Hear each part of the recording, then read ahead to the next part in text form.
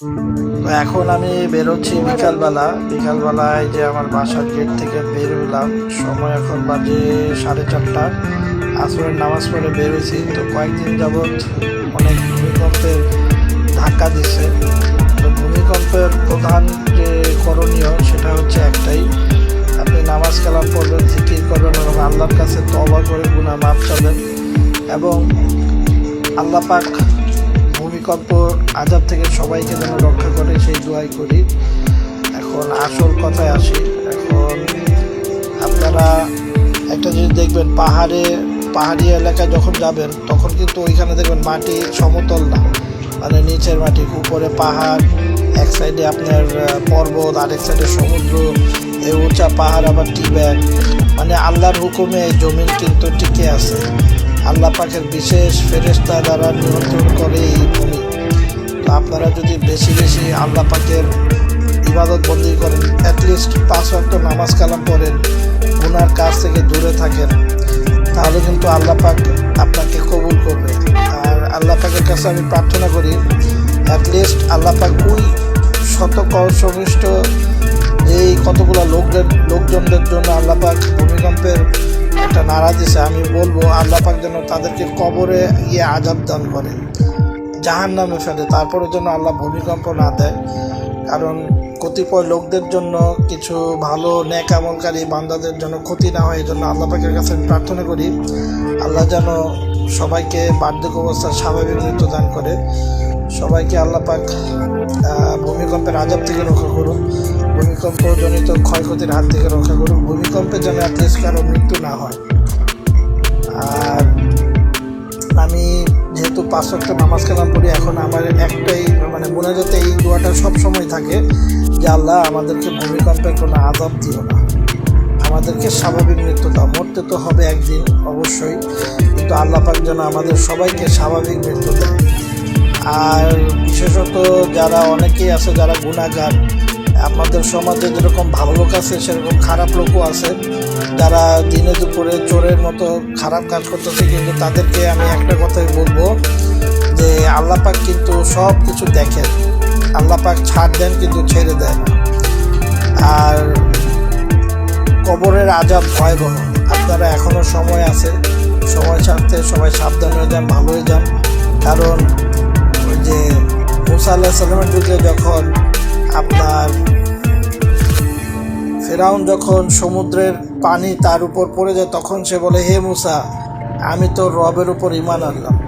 তো মুসা আলাইহিস সালাম তখন চিৎকার করে বলল, এখন সময় তোমার শেষ হয়ে গেছে।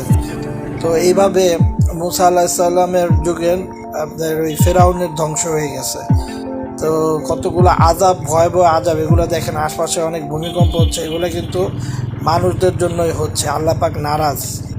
তো আল্লাহ পাকের কাছে প্রার্থনা করি আল্লাহ পাক যেন বিশেষ তার ফেরেশতাদের মাধ্যমে জমিনটাকে শক্ত করে ধরে রাখে, যাতে জমিন নাড়া না দেয়। আল্লাহ পাকের কাছে একটাই প্রার্থনা করি যে আল্লাহ পাক আমাদের সবাইকে যেন ভূমিকম্পের মৃত্যু না দেয়, ভূমিকম্পের আযাব না দেয়, আমাদের সবাইকে আল্লাহ পাক যেন স্বাভাবিক মৃত্যু দেয়। আপনারা বেশি বেশি নেক আমল করার চেষ্টা করবেন। শুধু নামাজ কালাম পড়লেই হবে না, আল্লাহর কাছে তওবা করতে হবে, গুনাহ মাফ চাইতে হবে এবং আপনি যদি কারো হক মেরে থাকেন তার হকটা আদায় করে দেন। কারো বিপদ আপদে যদি আপনার সম্ভব হয় যে আপনি সাহায্য করবেন, তাকে আপনি সাহায্য করে দেন। যতটুকু পারেন আপনি দান সৎকার করেন এবং সমাজে যত ভালো কাজে করলে দেখবেন আপনার মনে থেকেই বলবেন যে আপনি একটা নেক আমলের মতন কাজ করছেন, এরকম কাজে নিজেকে নিয়োজিত রাখেন। আর আমরা গীবত থেকে দূরে থাকি, গীবত ভয়ানক জিনিস। আমাদের মধ্যে অনেকেই আছে গীবতে এক্সপার্ট। গীবত একটা নিকৃষ্ট গুনাহ, যেরকম ঋণ পরিশোধ করা যায় না, কিন্তু ঋণ পরিশোধ করা যায়, কিন্তু গীবত কিন্তু আপনি পরিশোধ করতে পারবেন না। তো গীবতের ভয়াবহতা হচ্ছে যে আপনি নামাজ কালাম হজ রোজা যাকাত করেও শেষ দিবসে আপনাকে সমস্ত আমলনামা, যার বিপরীতে আপনি গীবত করেছেন তাকে সমস্ত আপনার আমলনামা দিয়ে দিতে হতে পারে। তাই মানুষের নামে গীবত করা থেকে দূরে থাকুন। আর হচ্ছে জেনাকারী, যারা জেনাকারী হচ্ছে খুব ভয়াবহ একটা নিকৃষ্ট গুনাহ, আল্লাহ পাকের হুকুম, তাকে পাথর নিক্ষেপ করে মেরে ফেলো। এবং সেই জেনাকারীর মনে করেন যে 6টা আযাব আসবে, তার দুনিয়াতে 3টা শাস্তি, পরকালে 3টা শাস্তি।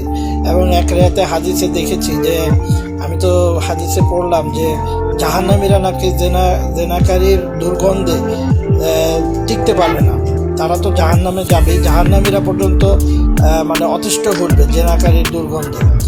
তো এই জন্য বলি সবাইকে আল্লাহ পাকের নেক আমল কাজ করেন। আর দুনিয়া যেহেতু ক্ষণস্থায়ী আর পরকাল চিরস্থায়ী, সবাই দুনিয়াদারির পাশাপাশি পরকালের কথা মাথায় রেখে ওইভাবে সৎভাবে ইনকাম করুন। আমাদের সমাজে অনেক ম্যাজিস্ট্রেট, অনেক সচিবরা আছে সৎ, আবার অনেকেই আছে অসৎ।